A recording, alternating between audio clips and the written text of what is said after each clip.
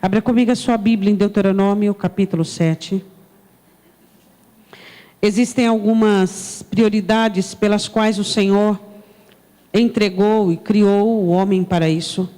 Deuteronômio 7, versículo de número 11. Infelizmente, muitas pessoas não têm vivido aquilo pelo qual Deus os destinou. Se Deus destinou para mim e para você algo, nós vamos viver o que Deus tem destinado para nós. Nós precisamos viver. É uma questão de honra para nós. Vivermos aquilo que Deus destinou, que Deus predestinou para cada um de nós. Deuteronômio capítulo 7, versículo de número 11. Todos acharam? Guarda, pois, os mandamentos e os estatutos e os juízos que hoje te mando cumprir. Será, pois, que se ouvindo estes juízos os guardardes e cumprirdes, o Senhor teu Deus te guardará. A aliança e a misericórdia que jurou a teus pais. E amar-te-á, e abençoar-te-á, e te fará multiplicar, abençoará o fruto do teu ventre, o fruto da tua terra, o teu grão, o teu mosto, o teu azeite, a criação das tuas vacas, e o rebanho do teu gado miúdo, na terra que jurou aos teus pais dar-te. Amém? Podemos assentar. Uma promessa do Senhor para aqueles que obedecerem e cumprirem os mandamentos do Senhor. A palavra diz que o Senhor abençoará, amar-te-á, abençoar-te-á, multiplicará. E é sobre isso que nós vamos falar. Nós falamos, primeiro dia da campanha, sobre as Escrituras, a necessidade de nós tomarmos posse e lutarmos por aquilo que está diante de nós. Depois falamos sobre o poder, sobre o Espírito Santo, a necessidade de termos o Espírito Santo. Depois falamos sobre a fé, que foi simbolizada por uma pedra, que nós temos que ser fortes para termos fé. E hoje nós falamos sobre a multiplicação. Vá comigo em Gênesis capítulo 1, versículo 26. Já que Deus abençoa o seu povo, que tem lhe obedecido com a bênção da multiplicação, vamos conhecer então o caminho que nos leva a termos essas bênçãos. Você se lembra daquilo que é enfatizado sobre a vida de José, de uma maneira muito clara, dizendo que quando José chega na casa de Potifar, a casa de Potifar começa a prosperar por causa das mãos de José. Quando José é levado à prisão, na prisão tudo começa a ficar em ordem, tudo começa a prosperar. Quando José chega a ser o segundo no Egito, tudo começa a prosperar. José começa a comprar as terras dos egípcios e das circunvizinhanças para Faraó. José tinha a bênção da multiplicação. A palavra do Senhor diz assim, que tudo que José colocava a mão, Deus abençoava. Isso é algo que muitas pessoas veem como uma incógnita. Existem pessoas que ela tem uma mão que tudo que ela toca e que ela pega diminui. Desaparece, some. Parece que o salário, parece que as bênçãos, parece que tudo vai num saco furado. E aí a pessoa pergunta, mas eu vou à igreja, eu busco a Deus, eu faço oração, e eu não tenho uma mão, eu reconheço que eu não tenho uma mão abençoada. Isso existe, meu irmão. Isso existe, porque Deus distingue José como alguém que tinha uma mão abençoada. Então, existem pessoas que têm mãos abençoadas, e existem pessoas que têm mãos comuns. Mãos que param diante de embaraços. Mãos que perdem aquilo que lhes é colocado. Mãos que não conseguem multiplicar aquilo que lhes é dado. Então, qual é o segredo de nós alcançarmos da parte de Deus essa bênção da multiplicação? Porque às vezes você não consegue entender. Você olha para a vida de uma pessoa e você fala assim, meu Deus, mas como é que essa pessoa conseguiu isso? Como é que essa pessoa conseguiu chegar onde chegou? E muitas pessoas não conseguem entender porque de trás dessa pessoa e à frente dessa pessoa está o Senhor Jeová Jireh, o Deus que abençoa, o Deus que multiplica. Agora, como é que nós alcançamos essa bênção? Vivermos aquilo pelo qual fomos predestinados. Fomos destinados a viver. Sem essas características que nós vamos analisar na palavra do Senhor, não tem multiplicação. Tem aquela porção do dia a dia. Sabe, aquela vida financeira do cristão, que ora é um pouco mais abundante, ora é difícil, ora é um pouco mais abundante, ora é difícil, ora é um pouco melhor, ora é difícil, não existe aquela constância. Eu não falo de riqueza. A prosperidade, ela não é riqueza. A Bíblia diz que Deus escolhe alguns para serem ricos. A prosperidade é você não ter falta de nada e você viver tranquilo. Isto é prosperidade. A bênção da multiplicação é você aprender a fazer o melhor com aquilo que Deus tem dado a você. Gênesis capítulo 1, versículo 26. E disse Deus: façamos o homem à nossa imagem, conforme a nossa semelhança. Diga, Deus trabalha com projeto. Deus reúne a Trindade e diz: eu tenho um projeto, façamos o homem. Você é alguém que trabalha com projeto? Ou você faz tudo de uma maneira precipitada, inadequada? Ah, depois na hora eu vejo. O diabo ama quem trabalha assim. Ama. O diabo, ele encontra milhares e milhares de brechas em pessoas que não trabalham com organização. Porque quando você não organiza, você deixa lacuna. E quando você deixa lacuna, é o diabo que entra. Tudo que você for fazer, você tem que projetar, você tem que administrar, você tem que fazer uma agenda, uma logística, uma administração. Tudo. Você vai fazer uma festinha para uma criança, você faz uma logística, uma administração. Quanto é que você vai gastar mais ou menos? O que dá para antecipar? O que é que faz um dia antes? O que é que faz um dia depois? Por quê? Porque crente não trabalha em cima da hora. Crente trabalha com paz. Os filhos de Deus trabalham com paz. Os filhos de Deus trabalham com equilíbrio. E para que você tenha equilíbrio, porque quando você está numa situação afogueada e desequilibrada, quanto custa? Custa 30. Mas fulano, lá não sei na onde é 25. Não, eu estou com pressa, vou pagar 30 mesmo, não é assim? Quando você não administra, você engole o que vem. Você é obrigado a engolir o que vem. Você tem que ter logística, administração. Administrar projeto para a sua vida financeira. Eu ganho tanto, só posso gastar tanto. Isso é administração.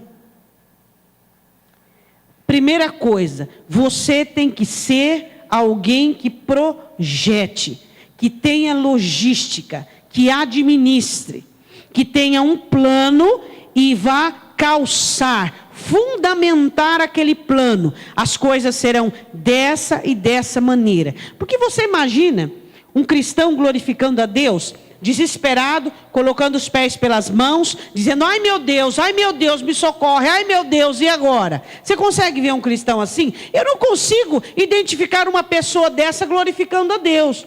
Eu consigo identificar a glória de Deus em pessoas sóbrias, equilibradas, que saibam administrar uma situação para que ela possa, no segundo passo, exercer domínio sobre a situação.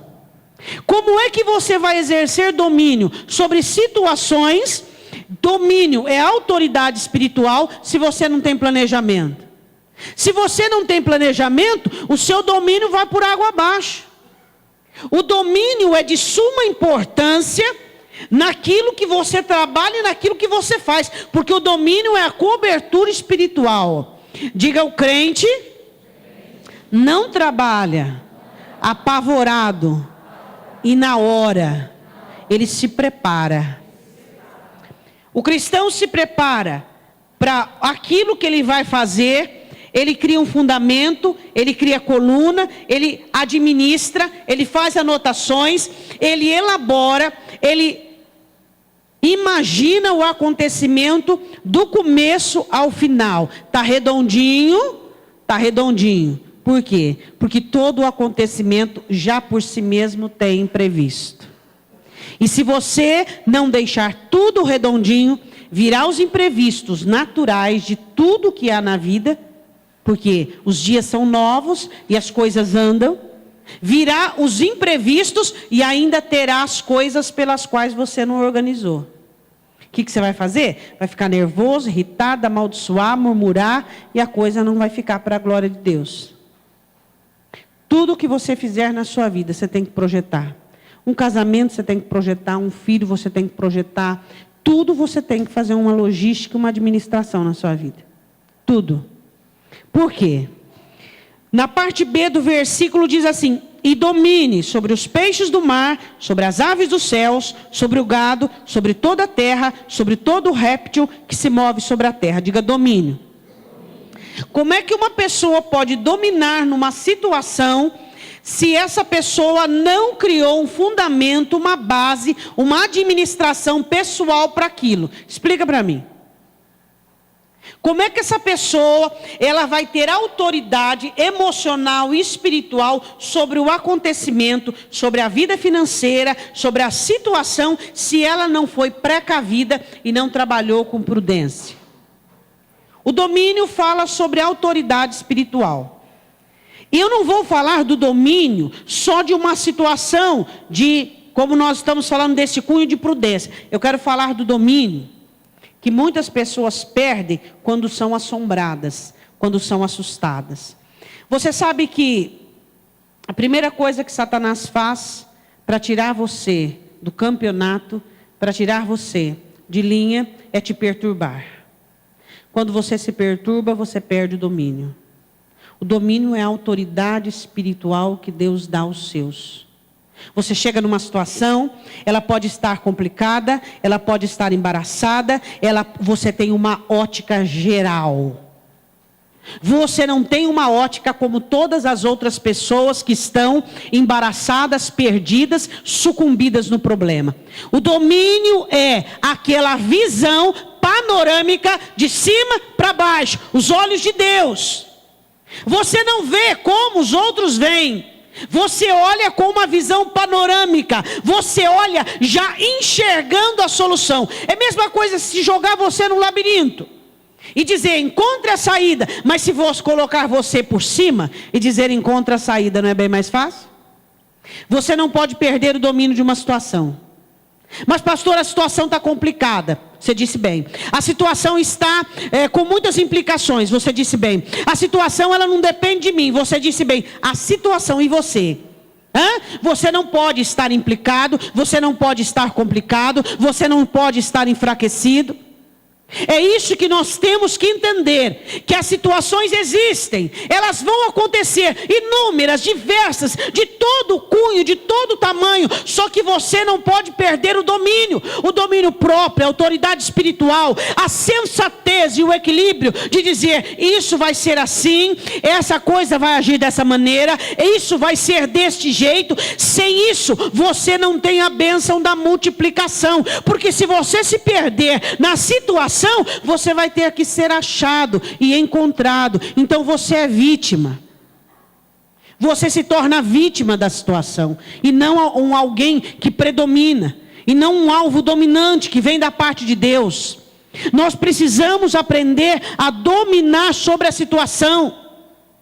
Quando Deus criou o homem para dominar. Pastora, mas a minha situação é muito difícil. Aí cai aquele versículo que você gosta tanto. Maior é o que está em você. Você não pode perder o domínio. Você não pode perder o equilíbrio emocional. Você não pode perder a sensatez. Porque se você perder o equilíbrio emocional, se você perder a sensatez, Deus perdeu o vaso. Deus perdeu o instrumento dele, pelo qual ele vai agir, pelo qual ele vai colocar as coisas que estão fora no lugar, as coisas que estão embaraçadas, ele vai desembaraçar por meio de você. Você não pode perder o domínio, você não pode perder a fé, você não pode perder o equilíbrio, você não pode perder a sensatez. E aí o diabo usa o quê? Ele usa o seu lado emocional. Ele te fragiliza com pensamentos lunáticos. Ele te fragiliza com pensamentos caóticos, pensamentos destrutivos, dizendo agora é o fim, olha aí o que aconteceu, você não merecia, toda aquela ladainha infernal. E aí é a hora de você dizer, não, pera aí um pouquinho. Quem é que governa nessa situação? O diabo ou Deus? Deus. Eu sou de quem? Do diabo ou de Deus? Sou de Deus. Então quem tem que dominar humanamente aqui sou eu. Diga amém. Primeira coisa, aprenda a projetar a sua vida. Você tem que projetar. No dia, quando nós falarmos de Neemias, que é a reconstrução dos muros, nós vamos falar da família. Você vai receber uma carta para você escrever seus projetos para o ano. Fora da escritura, não tem nada a ver com a escritura. Você tem que projetar a sua vida. Você tem que fazer planos. Deus fez planos. Vamos criar o homem e vamos fazê-lo desse jeito, e vamos fazer para isso, e vamos fazer de acordo com isso, e ele vai fazer isso. Isto é um plano. Tem gente, você tem sonho, irmão? Tenho. Que sonho? É um pesadelo. O sonho que Deus dá não é um sonho irracional. É um sonho que tem logística, tem administração. Eu vou conseguir isso para isso, para isso, para isso, e vai gerar aquilo, e vai acontecer aquilo outro. Não é uma coisa aleatória. Não é uma coisa que eu desejei, que eu quis, que a semana que vem eu posso desejar outra coisa. Não, quando você sonha, seu sonho tem que ter parâmetro, seu sonho tem que ter raiz, seu sonho tem que ter base, tem que ter administração. Diga amém. Diga domínio. Você é alguém que faz projeto? Ou será que você vive assim, comamos e bebamos porque amanhã morreremos? Você tem que ter projeto, meu irmão. Deus só enche vasilha vazia. Se você não tem vasilha, você vai ficar reclamando a vida inteira que Deus não olha para você. Você tem que ter vasilha vazia. Encher é com Deus, mas a vasilha você tem que ter. Você tem que ter um coração preparado para, uma mente preparada para. Você tem que ter sonhos, você tem que ter projeto, você tem que ter força para e armazenada. Você tem que ter fé para hoje e armazenada para amanhã, porque você não sabe o que vai vir amanhã. Eu tenho vasilha, eu tenho sonhos, eu tenho projetos, eu tenho aquilo que Deus plantou no meu coração. Agora Deus entra com aquilo que vai preencher. Mas eu tenho que ter vasilha vazia. Se eu não tiver vasilha vazia, eu sempre vou ficar assim, ó. Ah, olha aquele lá, olha aquele outro, olha, ele tem, olha. Você precisa ter projeto. E eu quero te dar um conselho. Não faça projetos para super-homens, porque você vai ficar frustrado. Não faça um projeto para ali. Faça um projeto para aqui. O ano que vem você faz para ali, porque você já vai estar aqui. Não faça projeto de gente lunática. Tenha uma fé inteligente. Eu quero um projeto para o ano que vem, e quero comprar um carro de 200 mil reais. É só um exemplo, tá? Aí paga aluguel. Como é que vai pagar o IPVA desse carro?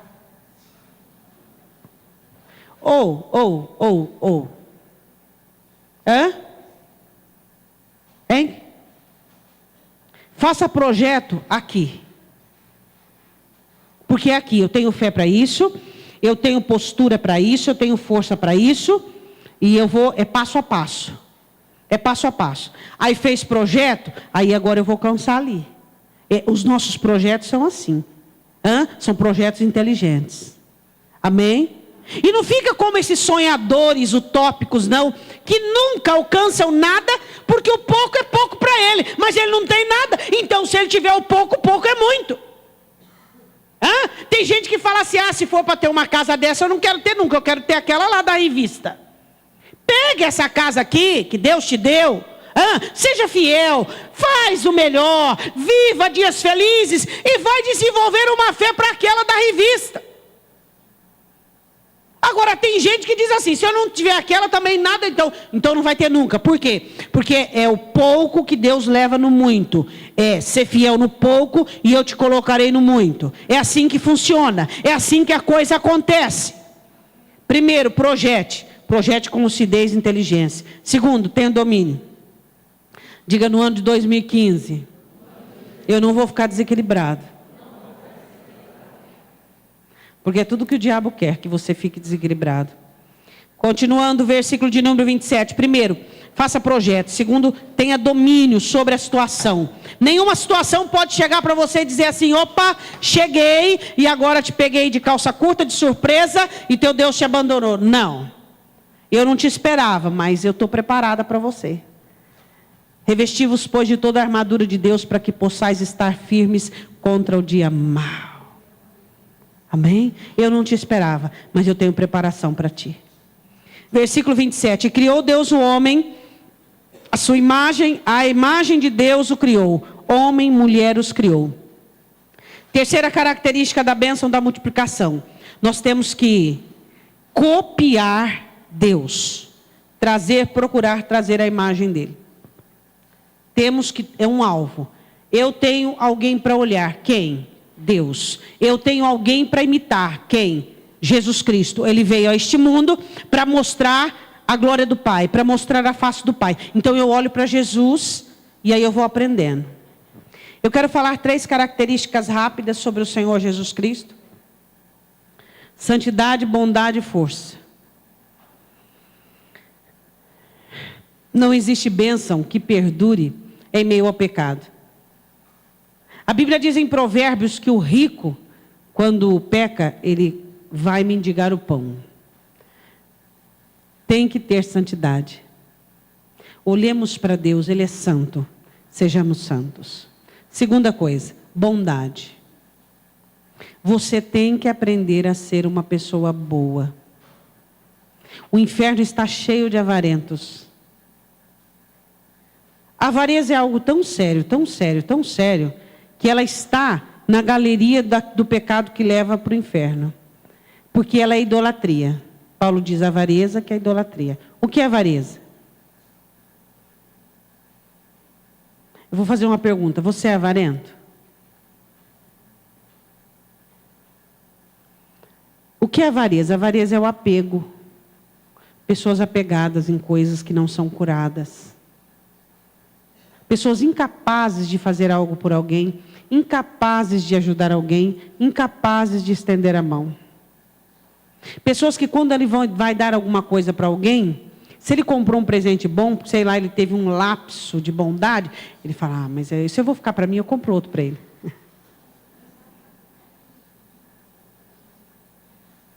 E tem muita gente avarenta na igreja.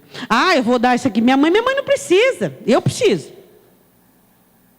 Mas fulano não precisa, tem tudo. Eu não comprei nada para você porque você tem de tudo.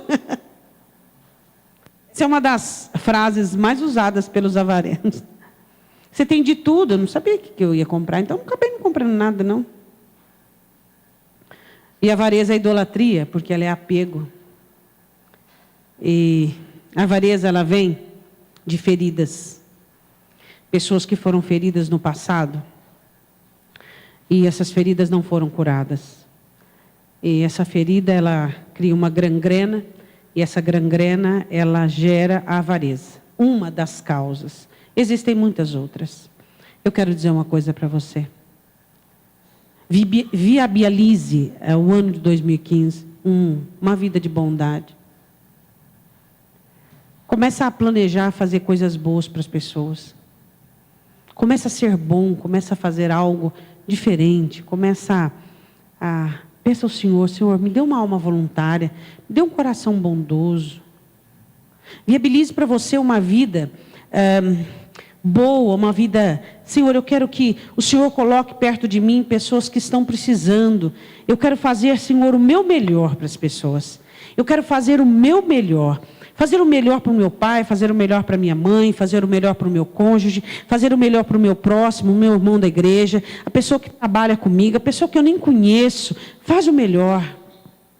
Faz o melhor. A palavra do Senhor diz que anjos batem à nossa porta, sem nós sabermos. Faz o melhor. Outra coisa que eu quero falar é sobre a força de Deus. Seja uma pessoa forte. Traga a imagem do Senhor para a sua vida. Continuando, versículo que nós temos que adiantar. Versículo 28. Então, primeiro, eu preciso projetar. Segundo, dominar. Terceiro, buscar a imagem de Deus na minha vida. Usar Cristo. Olhar para Cristo e fazer uso de tudo aquilo que Ele me deixou. Desse legado e viver. Versículo 28. Deus os abençoou. E Deus lhes disse, frutificai, multiplicai-vos e enchei a terra, sujeitai, dominai sobre os peixes do mar, aves do céu, sobre todo animal que se move sobre a terra. Bom, o Senhor Deus diz a eles que eles deveriam frutificar, terem filhos, e que esses filhos terão filhos, ou seja, multiplicariam. Mas vamos falar de uma característica assim, que eu quero fazer com que você pense uma coisa. Frutificar, ter filhos. Tá, isso é parte de Deus natural. E vamos falar sobre a multiplicação. É você pegar aquilo que Deus te deu e transformar em algo mais. Como aquela parábola do talento. Como é que você granjeia as coisas que Deus te deu? Como é que você melhora? Como é que você valoriza as coisas que Deus te deu? Com o toque seu pessoal. Com o toque seu humano. Com a sua habilidade humana. Como é que você faz prosperar aquilo que Deus tem posto na sua mão?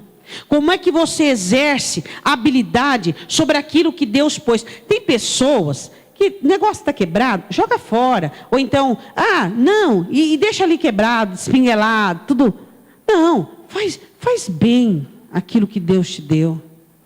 Trata bem aquilo que Deus te deu. Multiplica as coisas que Deus te deu. Ser fiel naquele pouco. Faz o teu melhor. Dê todo o seu suor ali. Faça o melhor que Deus está olhando para você, está vendo a sua fidelidade. Como é que eu posso pedir para Deus mais, se no menos eu não sou fiel? Eu só vou ser aprovado para o mais, se no menos eu for aprovado. Eu for fiel naquilo que Deus tem me dado. A multiplicação, a frutificação é uma habilidade que Deus nos deu. A frutificação é a habilidade que Deus te deu também, mas funcional. Você fazendo valer, fazendo funcionar, criando, colocando o seu poder de criação, que é a imagem e semelhança de Deus. Você é alguém que multiplica as coisas que Deus te dá? Sabe como é que você multiplica as coisas que Deus te dá? Dar e ser-vos-á. Divida o que você tem. Divida o que você tem. Incentive Deus a querer dar mais a você. Divida o que você tem. Eu conheço crentes que não são tão santos, que não são tão cheios de fé e nem tão ungidos, mas são tão inteligentes. Onde tem uma pessoa que necessita, ele abençoa. Ele prospera, prospera, prospera. E você pergunta, é tão santo para isso? Tem tanta fé para isso? Mas o quê? Aprendeu o segredo. Inteligência. Inteligência. Qual é o terreno que você tem que semear? O terreno que não tem nada. O terreno, eu falo que se o crente fosse um pouquinho mais inteligente, as coisas dariam tão certo para ele. Presta atenção comigo. Existem as pessoas que já são abençoadas por Deus. E existem as pessoas que Deus quer abençoar. Mas Deus abençoa a pessoa por meio de gente. Deus abençoa pessoas por meio de pessoas. Onde é que você tem que semear? Em terreno fértil. Em terreno que Deus está de olho. Que Deus preparou a terra para semear. E Deus não fica devendo para ninguém. E aí você semeia na vida daquela pessoa. E aí Deus olha para você e você é o alvo dele. Então isso no mínimo é inteligência. Deu para você entender? Como é que você sela a sua vida? José podia ter falado assim, eu vou usar a minha habilidade de multiplicar. A bênção que Deus me deu de multiplicar nesse homem aí, ó. Pagão, idólatra, nesse aí do Egito, não, o que é isso? Não, senhor, eu vou ficar aqui no Egito, vou ficar esperando o sonho acontecer, eu vou cruzar os braços. Ele usou a habilidade que Deus deu a ele no Egito, para prosperar o Egito. Ele usou a unção, a bênção que Deus havia dado a ele, na casa de Potifar. E aí? É isso. Quanto mais você produz, mais Deus tem aliança em oferecer mais para você. Então não adianta você fechar. Tudo que você guarda embolora. Tudo que você expõe multiplica. Então não adianta você ficar aí com essa avareza, apegado. Tem gente que ele é avarento a tal ponto, que olha, irmão meu, só misericórdia. Primeiro, projete. Segundo, domine. Terceiro, busque a imagem do Senhor. Quarto, multiplique o que Deus te deu. Por meio da bondade, por meio da semeadura. Se eu pegar uma semente, ó, tem uma semente aqui de trigo. Essa semente aqui nunca deu fruto. Se você contar ela esse ano, se você contar ela o ano que vem, a não ser que alguém abrir e perder, vai estar as mesmas sementes. Mas se elas fossem jogadas na terra, elas frutificariam muito mais, é ou não é? Semente que fica na sua mão não frutifica. Semente que fica guardada na avareza não frutifica. Semente que frutifica é lançada no solo. É aquela que é lançada na terra, em terreno fértil, em pessoas que precisam de você, que precisam daquilo que Deus... Ah, pastora, mas eu não tenho nada. Vai continuar ficando sem nada. Se você acha que não tem nada para semear, primeiro que você está sendo mentiroso. Porque todos nós somos semeadores e todos nós temos recebido algo de Deus para semear. Se você não semeia e você não está dizendo nada, você comete 2 pecados. Um que você é mentiroso, o outro que você é avarento. Porque você fica com a semente na mão e não joga a semente no solo. Semente que fica na mão não frutifica. Embolora, fica estéril. Mas semente que frutifica é que você lança no solo. Daí vem a sua multiplicação, bondade, doação, fazer. Quanto mais você fizer, mais Deus vai te abençoar. Quanto mais você segurar, mais Deus segura lá de cima. Continuando. Versículo 29. Eu vos tenho dado toda a erva que dê semente. Diga, Deus é bom. Que está sobre a face de toda a terra, toda árvore em que dá fruto, que dê semente, servo-usar para mantimento. Deus colocou o homem no jardim e colocou num lugar abençoado, num lugar fértil. Quando você faz alguma coisa para alguém, faz a imagem de Deus, faz o melhor. Não dá o pior, não. Você ganha 20 sabonetes, você vai cheirando um por um. Isso é bom. Isso é bom. Isso aqui não gostei muito, não. Vou dar de presente para fulano que está fazendo... Você ri? Mas é assim que os crentes fazem. Dão o pior. O pior é separado, sendo que a Bíblia diz que o melhor é para os outros. O melhor é para os outros. O melhor é para os outros. Quando você faz algo para alguém, você faz o melhor. O melhor. Quando Deus fez um jardim para o homem, Deus fez o melhor. Deus deu um jardim abençoado, frutífero. E o Senhor diz assim... Todo animal da terra, toda ave do céu, 30, réptil, em que há alma vivente, toda erva verde, será para mantimento, e assim foi. Versículo de número 8. E plantou o Senhor Deus um jardim no Éden, do lado oriental, e pôs ali o homem que tinha formado. Para que Deus pôs o homem no jardim? Diz para mim. Versículo 15, lê aí.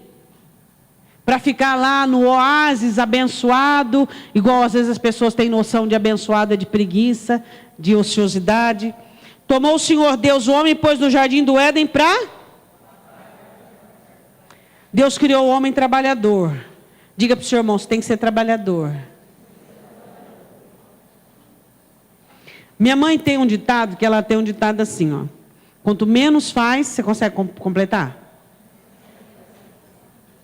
A preguiça monta, meu irmão. A preguiça monta. Tem gente que quanto menos faz, menos quer fazer. Deus colocou o homem no jardim para lavrar e guardar, para trabalhar. O trabalho é uma bênção. Ele ia cuidar. Não tinha maldição não, tá? Era tudo fácil. Tudo bom, gostoso. Não tinha erva daninha, não tinha espinho, não tinha abrolho, não tinha maldição. Mas ele tinha que trabalhar. Ele tinha que fazer o melhor. Lavrar, cuidar, limpar e guardar. Eu queria perguntar uma coisa. As coisas que Deus te deu, você cuida delas? Casamento, você cuida do seu casamento? Quanto tempo que você não fala, hoje não é dia de família, mas quanto tempo que você não fala um eu te amo, eu preciso de você, as coisas na minha vida seriam muito mais fáceis, são muito mais fáceis porque eu estou contigo, porque você está do meu lado. Ah, pastora. Interessante isso aí, né? Quanto tempo que você não diz isso? Você tem cuidado das pessoas que Deus tem te dado? Você tem cuidado das coisas que Deus tem te dado? Deus plantou o homem no jardim para lavrar e guardar. Deus só vai olhar para você e ver você capaz de multiplicar, abençoar você para isso, se você estiver cuidando do que Deus te deu. Eu quero um carro novo, pastor. Você olha no carro do irmão. Não estou falando de ninguém aqui não, porque eu nunca entrei no carro de ninguém, então estou dando um exemplo. Meu irmão, pelo amor de Deus, se você tiver com uma roupa branca, você tem que pôr uma toalha para você andar. Você não cuida do carro. Não estou falando para você ser idólatra, não, mas tem que cuidar um pouquinho, né? Pelo menos um pouquinho. Cuidar, né? Das tuas coisas. Tá? Deus te deu. Vamos cuidar, vamos limpar, vamos zelar. Não estou falando para você ser idólatra e ficar limpando. Tem gente que fica lutando. Não, nada de. Mas pelo menos manter, conservar. Tira o lixo do carro. Tira o lixo, você vai quebrar teu câmbio. Tira o lixo, meu irmão. Tira o lixo do carro, pelo menos o lixo. Não é? Cuida das coisas que Deus te deu. Cuida das coisas que o Senhor tem te dado. Sabe? Cuida da casa que Deus te deu. Cuida da roupa que Deus te deu. Não é? Deus te deu um dinheiro, te abençoou para comprar um óculos. Pega, joga em qualquer lugar. Não, chegou em casa, não usa. Tá, fecha o óculos, guarda lá num cantinho que você vai encontrar. Vai para a igreja, não estou chegando nada, irmão. Vai para a igreja, ou vai ler alguma coisa, fica procurando o óculos igual um louco maluco, perturba a família inteira. Criança, cadê o óculos? Mulher, cadê o óculos? Não, é seu, cuida daquilo que é seu, a responsabilidade é sua. Ninguém usa óculos não, meu irmão, você que usa. Vamos cuidar daquilo que Deus nos deu. Vamos cuidar, irmãos. O Senhor colocou o homem no jardim para lavrar e guardar. O que é que atrai a bênção da multiplicação a algumas pessoas? Essas pessoas são aquelas que projetam, tem uma logística, administra segundo, planeja segundo o esquema, segundo a capacidade. Até Deus, na parábola do semeador, deu 1, deu 2, deu 5, segundo a capacidade de cada um. Então, segundo a capacidade, você administra a sua vida. Segundo, você tem que exercer domínio, seja a situação pior que seja o caos, vai dar tudo certo, porque Deus está com você. Então, tenha domínio, não deixa o diabo dominar não, porque maior é aquele que está contigo. Outra coisa, traga a imagem do Senhor. O que Deus faria? O que Deus faz? O que Jesus faria? Eu tenho que trazer a imagem dele. Outra coisa, eu preciso entender que o Senhor me colocou aqui para guardar, para frutificar, e assim eu vou multiplicar. Diga amém. Eu quero que você vá comigo em João capítulo 6. João capítulo 6. João capítulo 6, versículo 1. Entenda em nome de Jesus que nós precisamos projetar coisas, não fazer as coisas aleatórias. Depois eu resolvo, depois eu vejo. Crente não age assim. Se você age assim, tem gente que acha que isso é dinamismo. Eu sou uma pessoa dinâmica, pastora. Você é dinâmico, meu irmão? Sou. Tudo na hora eu dou jeito. Não, o crente não é assim. O crente planeja. Outra coisa, o cristão, o que ele faz? Ele domina sobre situações pelo poder do Espírito Santo. Depois, o que ele faz? Ele vai trazer a imagem do Senhor, bondade, santidade, força, equilíbrio. Depois ele vai fazer o quê? Ele vai multiplicar aquilo que Deus deu a ele. E ele vai guardar e proteger. Um dia, o Senhor Jesus estava pregando para uma multidão que o seguia. E no versículo de número 5, de João 6. Então Jesus, levantando os olhos, vendo que uma grande multidão vinha ter com ele, disse a Filipe: onde compraremos pão para estes comerem? Mas dizia isto para eu experimentar, porque ele bem sabia o que havia de fazer. Muitas vezes você está sendo experimentado, porque todas as vezes Deus sabe o que vai fazer. Quantas vezes o Senhor coloca você num ponto de interrogação? Só para te testar. Só para você ser experimentado. Porque em todas as vezes Deus sabe o que Ele vai fazer. Filipe respondendo-lhe disse: 200 dinheiros de pão não lhes bastarão para que cada um deles tome um pouco. Um de seus discípulos, André, irmão de Simão Pedro, disse: eis aqui um rapaz que tem 5 pães de cevada e 2 peixinhos. Mas que é isso para tanto? Só acharam no meio daquela população pobre que servia Jesus, seguia Jesus, 5 pães de cevada, que cevada era o pão mais barato que existia, e 2 peixes. Era isso que tinha.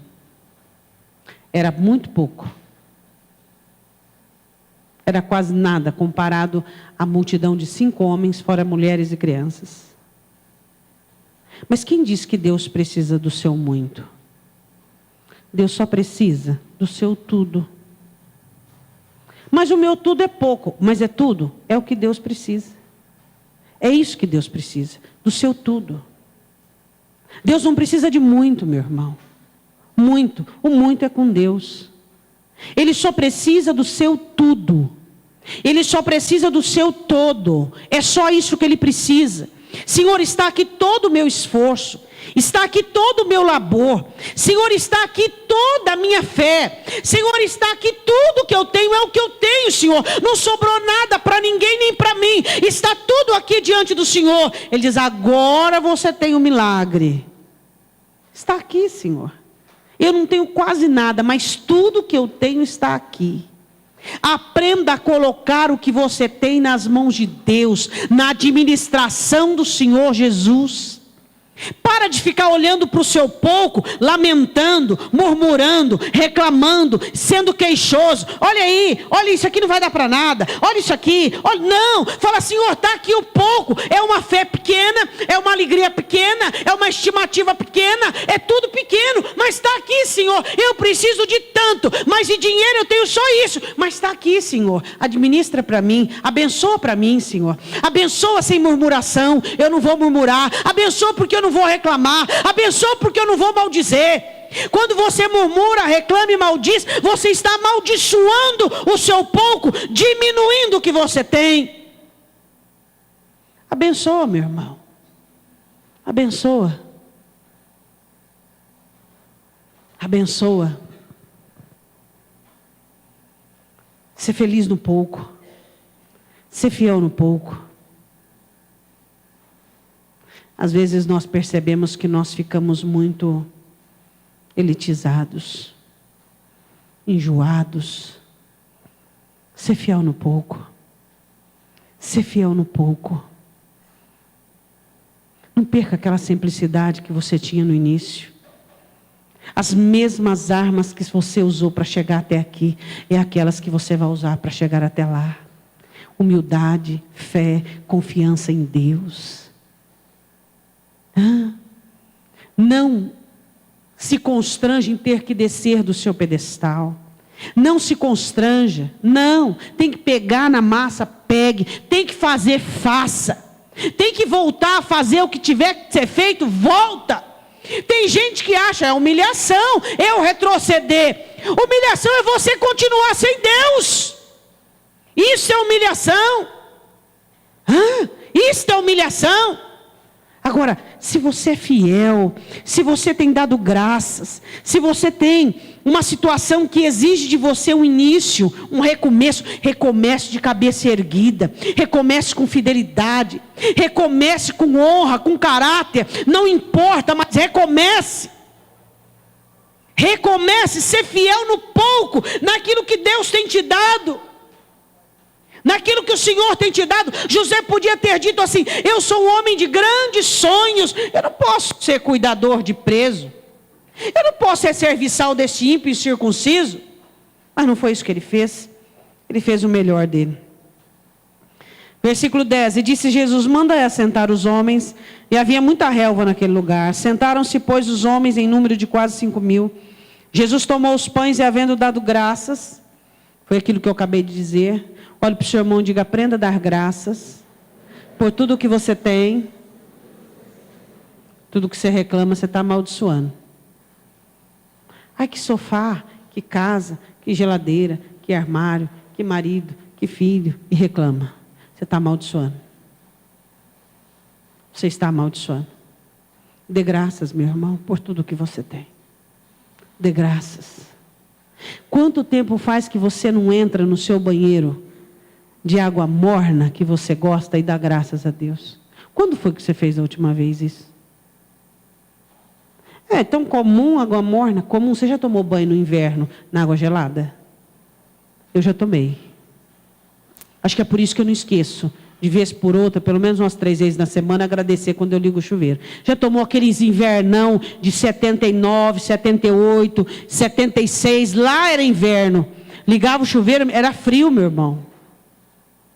Era frio. E tinha que tomar banho, água gelada. Hã?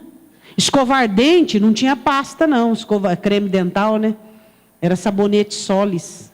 Passava a escova no sabonete e escovava os dentes. Hã? Você dá graças por tudo que você tem. Dá graças a Deus. Você olha para o seu prato, sua comida, você dá graças a Deus. Porque tinha dia que para eu comer, eu tinha que pedir a Deus que uma amiga minha da Rose Preta brigasse com o namorado, e ela não comia marmita e sobrava para nós, né, Rose? A comida era boa, né? Se a gente quisesse comer, a minha Maria tinha que brigar com o namorado. Aí ela não comia, ficava com crise, sei lá, de estômago. Aí nós, hoje nós vai tirar a barriga da miséria. Morri? Que nada, fiquei mais forte do que nunca. Dê graças pelo que você tem. Dê graças a Deus. Jesus deu graças pelos 5 pães e 2 peixinhos. Ele deu graças, agradeceu ao Pai.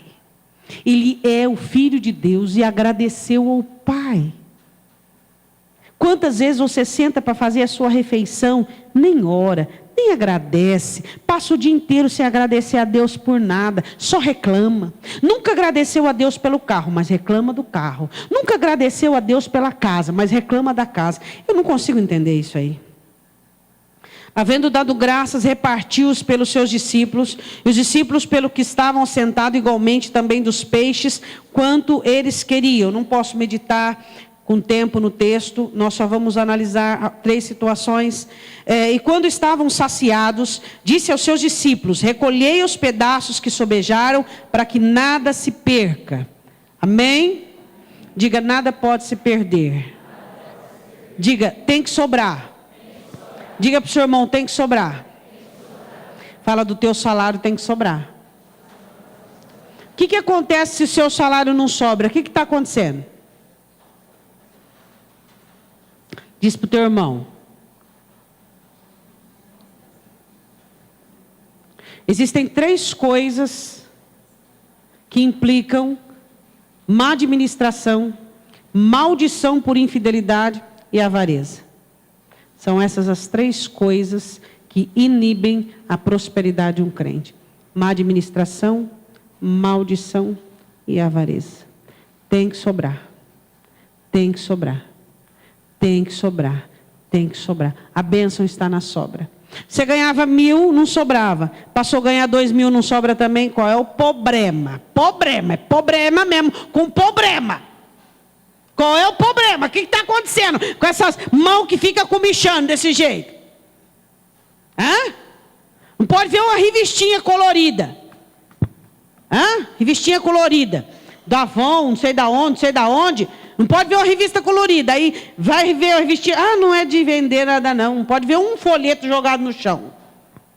Que esse canal lá, como é que chama esse canal lá de comprar? Pelo amor de Deus. Não pode ver, o marido tem que ligar lá na Sky e falar, ó, esse canal aí você fecha. O amor não está pegando algum problema que aconteceu. O que é? Comichão. Tem dinheiro? Gasta. Não tem, não gasta. Quem tem dinheiro para gastar é quem tem dinheiro. Quem tem dinheiro gasta, quem não tem não gasta. Hã? É assim que funciona. Tem que sobrar. Tem que sobrar. Hã? Quem tem dinheiro, meu irmão. Um dia uma irmã olhou para mim e falou: pastora, sabe quantos 1.000 tem aqui em mim de joia? Eu falei, não, 80. Ô, louco, irmã.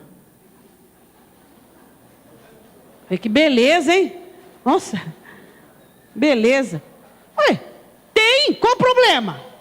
A senhora acha que tem algum problema? Eu falei, não, filha, você tem. Pode ter 80, 2 vezes 80, quando você quiser, qual o problema? Você tem? Não tem nada a ver com a tua vida?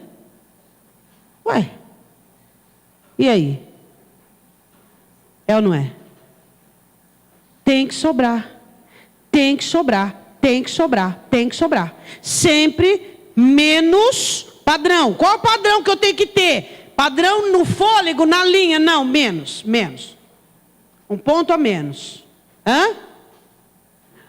Eu poderia, pastora, comprar uma camisa que vale 200, mas eu ficaria assim, sabe?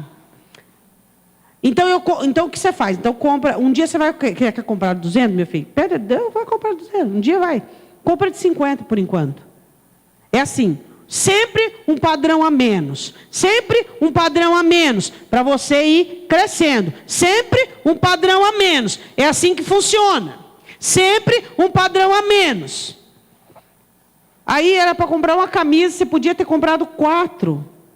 Mas comprou uma, mas você não pode. Não pode. Você podia ter 4, você não pode. Quem pode comprar uma camisa de R$200, meu irmão?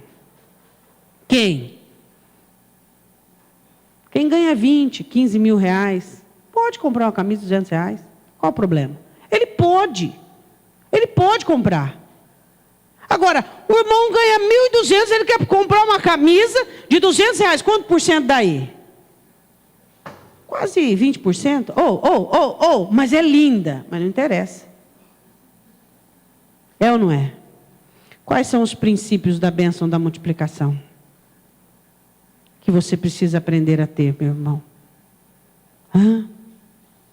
Projete, planeje, domine. Busque a imagem do Senhor. Faça o que agrada a Deus. Procure agradar quem é o dono do ouro e da prata. Guarda, cuida do que Deus te deu.